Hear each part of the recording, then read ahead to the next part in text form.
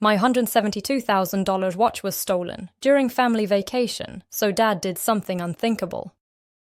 The ocean breeze rolled through the open-air lobby, carrying the scent of salt and hibiscus as our family checked into the Miramar Grand Resort. It was the kind of place where everything gleamed. Marble floors, chilled towels at check-in, waiters who remembered your name by the second day. My parents had splurged on the whole thing, an all-inclusive week-long vacation to reconnect as a family. We hadn't done something like this in years, not since before life got complicated, before jobs, moves, marriages, and all the resentment that snuck in between. There were 11 of us. My parents, my siblings, their spouses, a couple of cousins, and me. I came alone. Not because I had to, but because I'd rather be around complicated family than bring someone new into the middle of it. We were scattered across different suites, but mine was on the top floor, ocean view. A gift, my dad said, for working the hardest this year. I'm a junior partner at a firm in the city. Long hours, big clients. The kind of job that looks good on paper but burns you out from the inside. I hadn't taken a vacation in nearly 2 years. This was supposed to be a break. And it was, for about 48 hours. The trip started like a dream. Poolside drinks, dinner buffets with live music, long sunset walks along the private beach. Everyone was on their best behavior. Even my brother Jason, who usually had a snide comment about everything, managed to go 2 whole days without insulting someone. On the third night, we all went to the resort's upscale restaurant, La Terrazza, dress code enforced, men in jackets, women in cocktail dresses. My mom wore a silk shawl and kept telling everyone it was her anniversary gift from Dad, even though they weren't celebrating anything. We drank too much champagne, took too many pictures, and when I got back to my suite that night, a little buzzed and full of tiramisu, I noticed something immediately. My watch was gone. The watch, a Patek Philippe Grand Complications.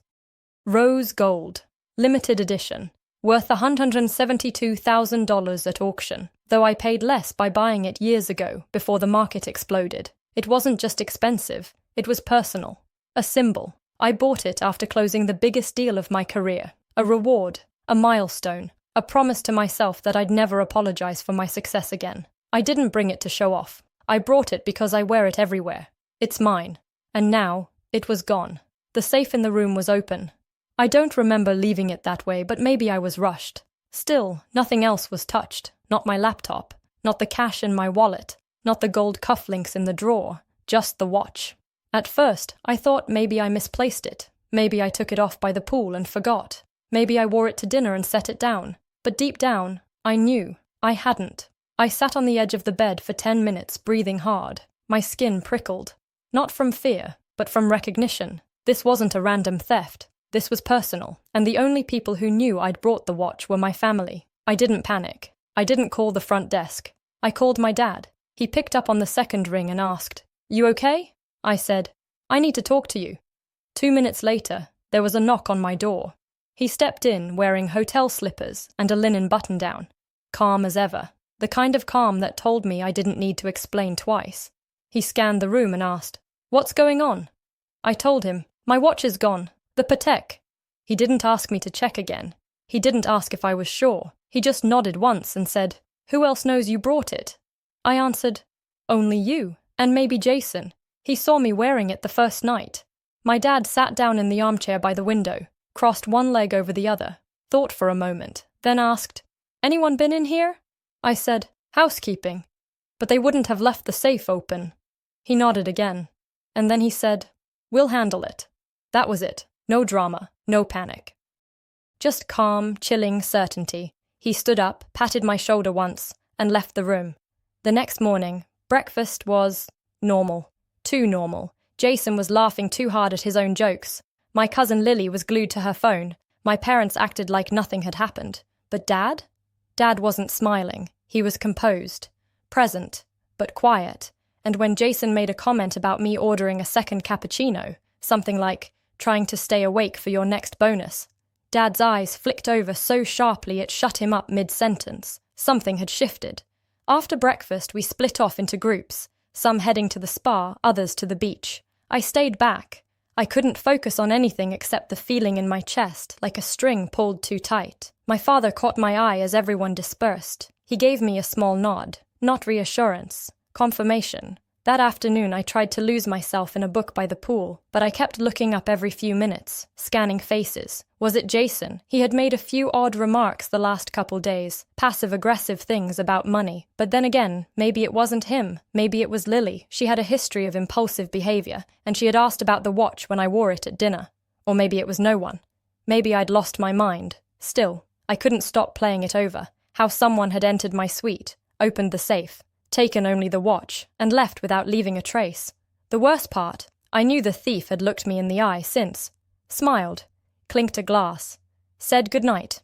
That evening, we gathered for a beach bonfire, something the resort set up for us as a family experience. Blankets on the sand, tiki torches swaying in the breeze, platters of grilled seafood and tropical desserts. It should have felt like paradise, but I couldn't enjoy any of it. I sat between my mom and Jason, who kept making casual conversation about real estate. He was talking about flipping a house in Palm Springs, but I wasn't listening. I was watching his hands. He gestured a lot, like he was performing. My dad arrived late. He looked the same as always. Pressed shirt, watch set, precisely. Shoes not a grain of sand out of place. But something in his posture had shifted. Firmer, grounded. He didn't say much that night. Just sat across the fire from me, sipping something dark from a crystal glass. Every now and then, I felt him glance around the circle. At Jason, at Lily, at the others. Calmly, as if cataloguing, and that's when I realized he wasn't letting this go. He was going to take care of it. The next morning, I woke up early and opened the sliding doors to the balcony. The ocean stretched endlessly, calm and glassy, the sky already burning with tropical heat. I barely slept, but I wasn't tired. I felt wired, watchful. Down in the courtyard, the rest of the family was trickling out for breakfast. My mom had already claimed the long corner table, arranging fresh fruit platters like she worked there. Claudia and Lily were arguing over beach chairs. Jason had sunglasses on and was scrolling through his phone like a man on vacation from his conscience. I stayed upstairs for a while, sipping coffee and watching. There was no group text, no family-wide announcement, nothing dramatic. Just a quiet, steady shift in energy. My father wasn't speaking much, but he was moving. When I finally came down, he was already seated at the table, nodding absently, as Lily chatted about a boat tour she wanted to book. He looked up and caught my eye, gave the smallest possible nod. That was all. Jason, on the other hand, wouldn't stop talking. Jason said, "Hey," raising his coffee toward me. "Did you ever find that watch? You looked like you were losing your mind yesterday." I stared at him. "No, still gone." Jason gave a sympathetic wince. "Yikes. Hate to say it, but I'd check with housekeeping. You know how these resorts are." I didn't respond. He smiled into his omelette. He was playing it cool, trying too hard, or maybe he really didn't do it. That's the thing about this kind of theft. It turns everyone into a suspect. Later that day, we all gathered by the pool. I stretched out on a lounger and pretended to read. Jason was in the water with his wife, splashing and laughing. Claudia kept trying to show me videos of someone's baby shower. Everyone was pretending things were fine. But my dad wasn't poolside. He'd gone back to his room after breakfast, said he had a call to make. No one questioned it. When I asked my mom where he was, she waved a hand and said, "Oh, he's probably working. You know how your father is. Even on vacation, his mind's always moving." She was right, and in this case, I was counting on it. Because something had shifted. He wasn't pacing. He wasn't ranting. He was simply watching. And whatever he was working on, he wasn't telling anyone about it. Not even me.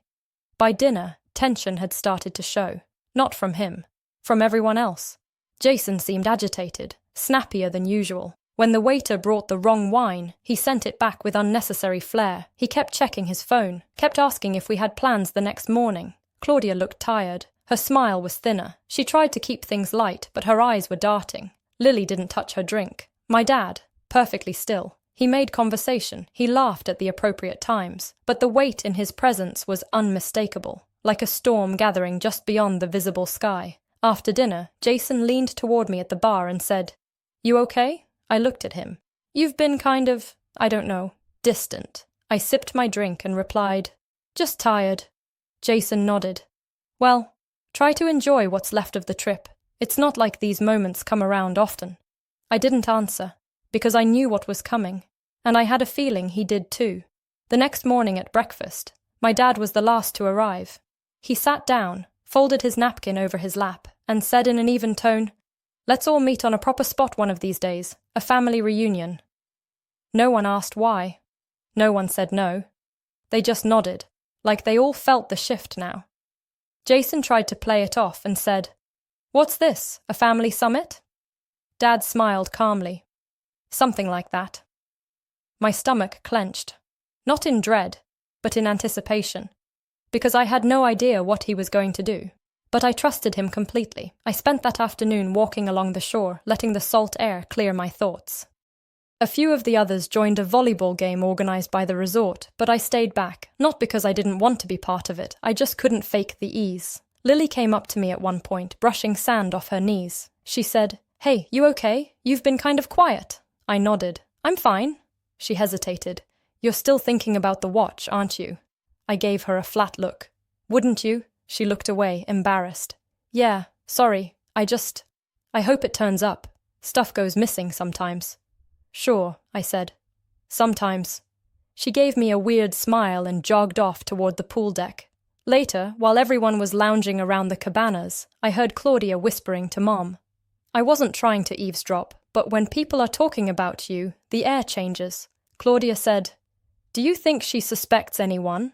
Mom replied in a hushed voice, "She hasn't said, but your father, he's definitely working something out." Claudia sighed. "I just hope this doesn't turn into drama." I stood up and walked away before I heard the rest. My patience was thinner than the linen napkins we'd been using all week. I found my dad at the far end of the resort garden, sitting under a pergola, seemingly reading the financial section of a paper. Without looking up, he said, "Everything okay?" I sat beside him. "They're nervous." He turned the page. "Good." I didn't ask what he meant. That night at dinner, Jason was twitchy, kept tapping his fork against his plate. Midway through appetizers, he blurted out, "You know, I checked online. Those Patek watches, they're all insured, right?" The table went quiet. I replied, "Yes, but that's not really the point." Jason backpedaled. "Of course, I just mean, you'll get the money back, right? So it's not like anyone's going to prison over this." My father wiped his mouth with a napkin and said evenly, "No one said anything about prison." Jason looked at him. "I mean, right. I just figured—" Dad cut him off gently. "You figured what?" Jason gave a short laugh. "Nothing. Never mind." Mom changed the subject, but no one really followed. The air had thickened. When we got up to leave, my dad put his hand gently on my back and said under his breath, "Tomorrow, 10 sharp, veranda." I whispered, "Got it." I didn't ask him what he'd found. I didn't want to ruin the silence before the thunder. The invitation came at breakfast.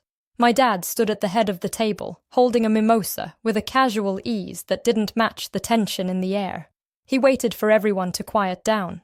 Then he said, "Before dinner tonight, I thought it might be nice to have a quick family toast. Nothing formal. Just us, the Ocean View Lounge, around 5. 10 minutes. Jason raised an eyebrow. "Since when do we do family toasts?" Dad smiled. "Since now." There were a few scattered chuckles, but the mood was stiff. Everyone agreed, though no one asked what the toast was for. I didn't laugh. I didn't even smile, because I could feel something building. All day, I felt it in my body, the pressure of something unspoken. I wandered the resort, trying to shake the feeling. I swam a few laps, walked the beach, read by the pool, but my eyes kept drifting to the time, and to my father, who I saw only once that afternoon. He was coming out of the hotel's administrative wing with a staff member I didn't recognize. Their conversation ended quickly when I approached. Dad just nodded at me and said, 5 o'clock, don't be late. Then he walked away. By 4:30, I was dressed and pacing outside the lounge. The resort staff had set it up beautifully. Crisp linens, silver buckets with bottles of champagne, crystal flutes catching the light from the tall arched windows. And at the far end of the room, mounted to the wall, was a flat-screen TV. The screen was black, but the remote lay on the table in front of it. I didn't ask. I didn't have to. One by one, the others arrived. Jason and Lily strolled in like it was nothing. Jason wore his aviators indoors, grinning too wide. Claudia clutched a tiny purse like it was a shield. My mother came in last, her smile fixed, already bracing for whatever this was. My dad arrived exactly on time. He greeted everyone like a host, welcoming guests to a garden party, calm, measured. He poured the champagne himself, handed out glasses, made quiet eye contact with each person. Then he walked over to the TV. He picked up the remote, pressed a button, and the screen blinked awake. Just a frozen frame. A hallway. The timestamp in the corner read 8:41 p.m. My father turned back to us. His voice was quiet, but carried. "Before we raise our glasses," he said, "there's something I think everyone should see." I tried to act normal. Tried to sip my drink, make small talk, pretend this was just a spontaneous toast on the second to last night of vacation, but my stomach churned. Dad hadn't told me anything, not even a hint, and that silence meant something. It meant he didn't want my reaction, he didn't want preparation, he wanted honesty, raw, unfiltered truth. Jason leaned over and said, "Think Dad's about to announce he's buying a retirement condo here?" His wife laughed politely. I didn't. Lily looked around, restless. "This room's kind of intense for a toast, isn't it?" No one answered. Claudia whispered something to Mom about how the lounge smelled like lemon polish and secrets. I caught my mother glancing at the TV, then at Dad, then away. She knew something too, but she wasn't going to interfere. Time ticked by.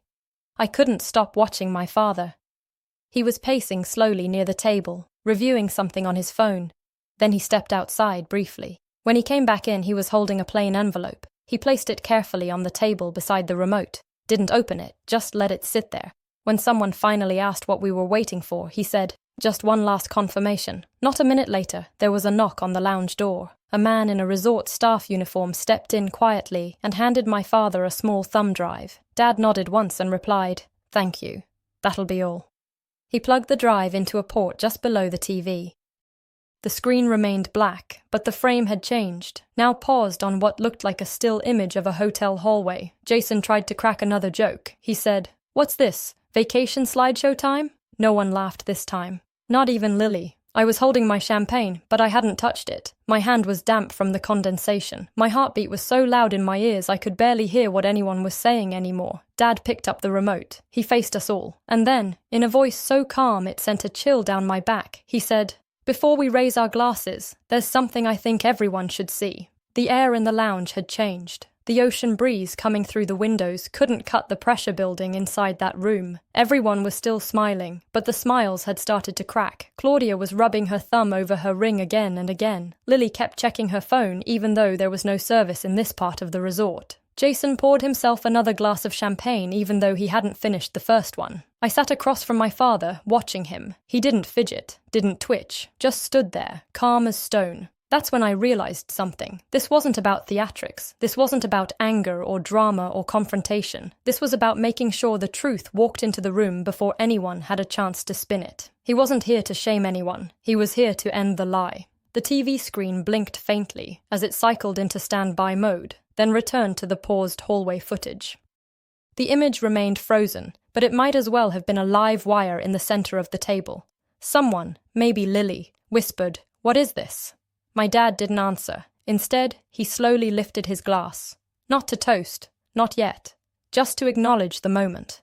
And then he looked at every person in the room, one by one. His gaze wasn't accusatory. It was steady, like a man who had already solved the equation and was waiting to hear how you explained your work. Then finally, with a calm that made my skin prickle, he repeated, "Before we raise our glasses, there's something I think everyone should see." The room was still as my father pressed play. The footage rolled in silence. A hallway came into motion, outside my suite. Timestamp, 8:41 p.m. We saw the figure appear from the left side of the frame. Casual, measured, looking around like they belonged there. A keycard in hand. They didn't hesitate. Just walked straight up to my door, swiped the card, waited for the green light, and slipped inside. The entire room exhaled sharply. Not Jason. Not even someone people had been whispering about. It was Daniel, my cousin, my dad's nephew, my mom's sister's only child. He wasn't even staying on our floor. A stunned silence fell over the lounge. Daniel stood stiff, unmoving. His face flushed deep red, but he didn't speak. My father muted the screen, turned it off, and let the silence stretch like piano wire. Then he spoke. His tone was calm, measured, the same tone he used when closing seven-figure negotiations or correcting junior associates. Cold, but not cruel. Sharp, but surgical. He said, "We come on these trips to reconnect, to step away from everything else and remember what family is supposed to mean." He looked around the room, his hands clasped behind his back. "But family doesn't mean blood. It means trust." And what we saw just now was not a mistake. It wasn't a moment of desperation. It was a choice. No one interrupted him. No one moved. My dad turned to Daniel. You were not invited into that room. You had no reason to be on that floor. You stole something worth more than most people make in a year. Daniel's mouth opened, then shut. His voice finally broke out. Uncle Richard, I wasn't going to keep it. I was just… Dad raised a hand. Don't insult this room by pretending it wasn't deliberate. Daniel looked to Claudia, to Jason, to anyone. No one came to his defense. My father didn't flinch. You didn't just try to steal a watch, he said. You tried to steal dignity, and in this family, we don't let that slide. He reached into his jacket and removed a velvet box, placing it gently on the table in front of him. Recovered, untouched. The hotel manager returned it to me personally this morning. He looked at the box, then back at Daniel. You will not be joining us for dinner, or breakfast, or the remainder of the trip. You'll be escorted back to your room, and I expect you on the 9 a.m. shuttle to the airport. Daniel blinked fast, but he didn't argue. Because how could he? No one said a word as he left. The door shut behind him, and it was like the room breathed for the first time in 5 minutes. I didn't feel triumphant. I felt clean, not vindicated, just cleared of the weight of pretending. Daniel and I had grown up together. We were the same age, went to the same summer camps, took the same piano lessons. He was the one who taught me how to fake stomach aches to skip swim practice.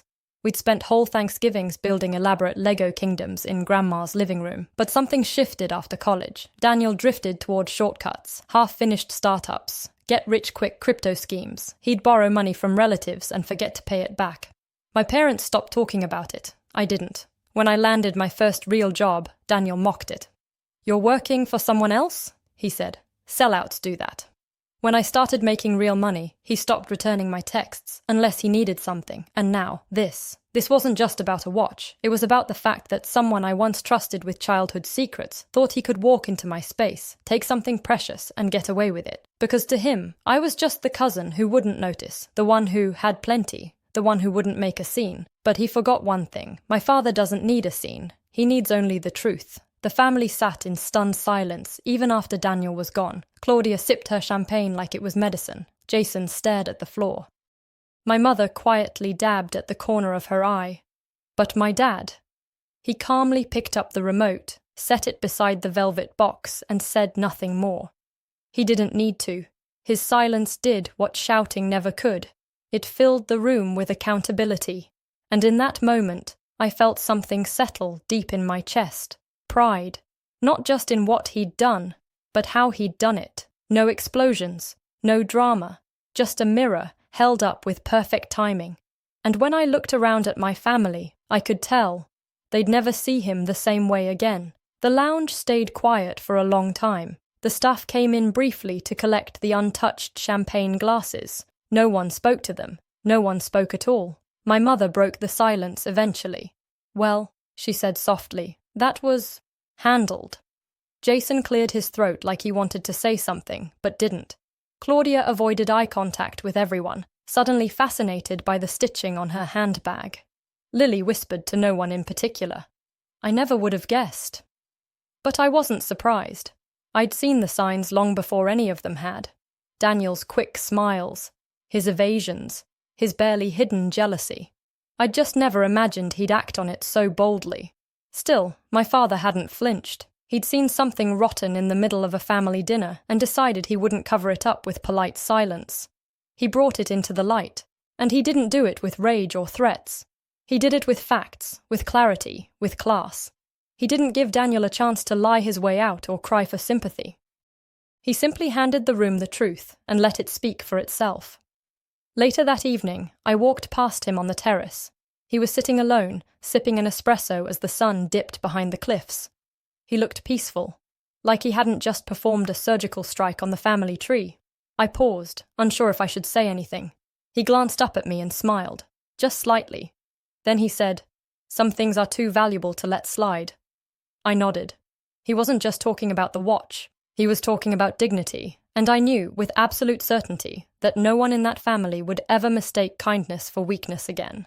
Not while Dad was around. The next morning, the velvet box was waiting for me on the breakfast table. No words, no note, just the soft glint of polished wood and the unmistakable weight of what it contained. My father was already seated with his coffee, scanning the paper like it was any other day. Across from him, my mother buttered a croissant, still avoiding everyone's eyes. I reached for the box, opened it slowly, and saw it there. My watch, the one I thought was gone, the one Daniel had stolen. It sat nestled in its cushion, not a scratch on it. "Thank you," I said quietly. My father didn't look up from his paper. "Take care of it," he said. It was never about the watch. He was right. By the time we finished breakfast, Daniel was gone. His room was empty, the key returned. No one had seen him off. No one even mentioned him. It was like he'd never been there. But the silence he left behind was deafening. The rest of the family walked on eggshells for the remainder of the trip. No one brought up the lounge incident. No one asked questions. Even Jason kept his usual quips to himself. But Dad, unbothered. He swam his laps every morning, read his paper by the beach, ordered his espresso like clockwork, and nodded politely when others passed. It was like nothing had happened, but I saw the shift, not just in how people looked at him, but in how they looked at me. Claudia offered me a mimosa one morning by the pool. Her voice was overly sweet, the way someone sounds when they're trying to pretend they weren't complicit in silence. Jason invited me on a group snorkeling excursion 2 days later, a gesture so out of character it was almost comical. Even Lily, who had barely acknowledged me all trip, pulled me aside near the spa and said, "I had no idea. I'm glad it got handled. Respectfully." Respectfully. That was the word people kept using. No one said confrontation. No one said shame. But everyone felt it. What my father had done was surgical. He hadn't exploded. He'd excised. Removed the rot without leaving a mess. And in doing so, he'd reminded everyone that silence in the face of betrayal isn't strength. It's complicity. The final night of the trip, the resort held a beachside dinner. Torches lit the shoreline, music played softly over the sound of waves, and servers weaved between tables with grilled seafood and wine. I looked around at the family, quiet, subdued, civil in a way that wasn't forced. My father sat near the head of the table, legs crossed, espresso in hand. He didn't say much. He didn't have to. He'd already said the most important thing of all. Nothing slides when trust is broken. That night, I sat on the balcony of my suite, the watch back on my wrist. I could feel its weight again, not just in gold and craftsmanship, but in meaning. It wasn't about value anymore. It was about what it represented. Respect, boundaries, protection. When I was a kid, I used to think strength looked like anger, that the loudest person won, that justice came in shouting and slammed doors. But now I knew better. Strength looks like calm in the middle of betrayal. It looks like clarity when others dodge. It looks like my father standing in front of a television screen, exposing a lie with nothing but evidence and resolve. He didn't just protect the watch. He protected what it meant, and I've never been prouder to be his child. No one mentioned Daniel by name again. Not at dinner, not at the beach, not even in the shuttle to the airport. He had become a ghost, quietly scrubbed from the narrative like a stain no one wanted to acknowledge. But the absence said everything, and I think that was my father's intent all along. He didn't want an apology. He didn't want tears. He wanted absence, consequence, a message that would echo every time someone thought about stepping out of line. Later, on the flight home, I sat next to him. We didn't talk for most of it. Just shared a comfortable silence as the clouds drifted by. But somewhere over the Carolinas, I finally turned to him. "You didn't hesitate," I said. He didn't look away from his book. "Would you have wanted me to?" I shook my head. "No." He turned the page, then said, "You don't teach people by yelling. You teach them by making sure they remember the moment they cross the line." He tapped the book lightly with one finger. "And you don't need to raise your voice to do that." That was the last thing we said on that flight. But I carried it with me. Even now, when I look at the watch, I don't just see craftsmanship and precision. I see a moment when the people around me showed who they were, and I see the man who showed them who he was. Quiet, relentless, dignified. My father.